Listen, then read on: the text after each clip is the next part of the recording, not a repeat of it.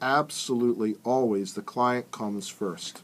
This is now the end phase of the representation by an attorney.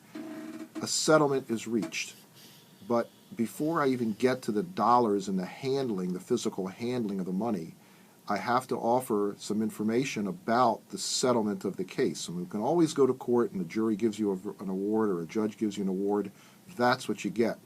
But before we get there, if we're going to settle the case, we absolutely are required to get the client's consent to the settlement. And I have, unfortunately, over the years, had some clients come in and say they want to fire their first lawyer or they want me to sue their first lawyer because the lawyer accepted a settlement without their permission. And what can I, if anything, do about it? Well, in my office, what I do, I have a letter that I actually send to the client in advance of any discussion of settlement with the insurance company, and I tell the client, look, Mr. and Miss Client, I think your case is worth X dollars. Let me just put a number on that for purposes of our discussion here this morning. Let's say I think their case is worth $10,000.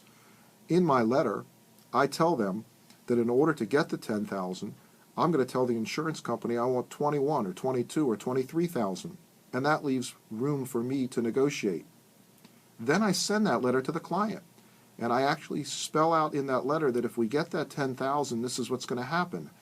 The attorney's fees come out, we pay the bills, I show them what the bills are and the balance due in the bills, and then there's a bottom line that represents what the client will get after they've recovered all the money, and after all the bills have been paid, and after the lawyer's fee has been paid. This is for you, Mr. or Miss Client. You put this in your pocket. This is the proceeds of settlement, as I like to call it.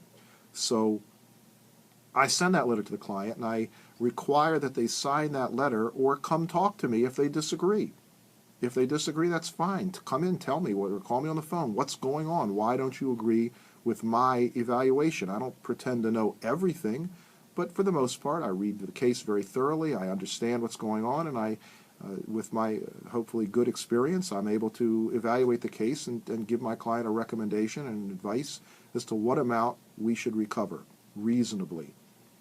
So if a client objects, they call me. They come in, they say, hey, look, this is that, this is this, and they give me some information, and sometimes I change my evaluation. But before I go to the insurance company, I get their signature. So now I send that letter to the insurance company for $23,000, and I tell them, that I want to negotiate with them. I'm not absolutely stuck on 23, and they make an offer, and we go back and forth.